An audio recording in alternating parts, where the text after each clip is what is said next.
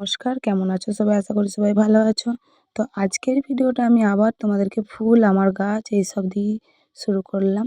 তো ভাবলাম তোমাদের সাথে একটু শেয়ার, আর প্রতিদিনই শেয়ার করার চেষ্টা করি। আমার খুবই ভালো লাগে এইসব গাছ।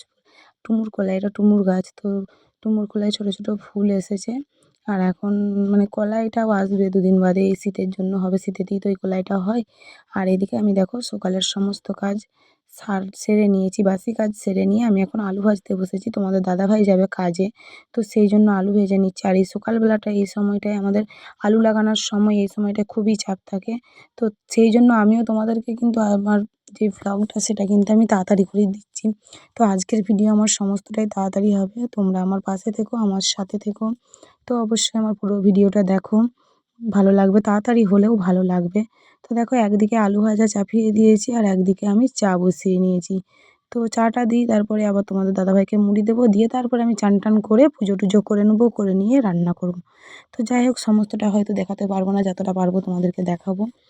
আর এদিকে দেখো তোমাদের সাথে কথা বলতে বলতে এই দেখো মূলো শাক এসে গিয়েছে, আর ওইদিকে আমি ভাত নামিয়ে ফেলেছি।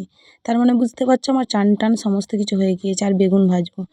আজকের দুপুরের মেনুতে থাকবে বেগুন ভাজা, শাক ভাজা আর মাছের ঝাল। তো এটুকুই থাকবে। তো দেখো তারপরে আবার তোমাদের সাথে কথা বলতে বলতে আমি আবার শাক ভেজে নিয়েছি, মানে রান্না আমার হাফ প্রায় হয়েই গিয়েছে। আর ওদিকে বেগুন ভাজা বসিয়ে দিয়েছি। দেখতে পাচ্ছ বেগুন ভাজা বসিয়ে নিয়েছি। এই বেগুনটা ভেজে আবার লঙ্কা দিয়ে তোমাদের দাদাভাই মেখে খাবে। তো যাই হোক, বেগুন ভেজে নিচ্ছি, তারপরে মাছের ঝালটা করে নেব।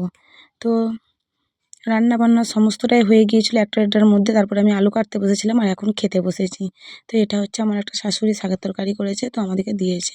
যাই হোক, আমার ভিডিওটা কেমন লাগলো প্লিজ অবশ্যই কমেন্ট করে বলো। আর সবাই ভালো থেকো, সুস্থ থেকো, অবশ্যই আমাদের পাশে থেকো, আমাদের ভিডিওগুলো দেখো। নমস্কার।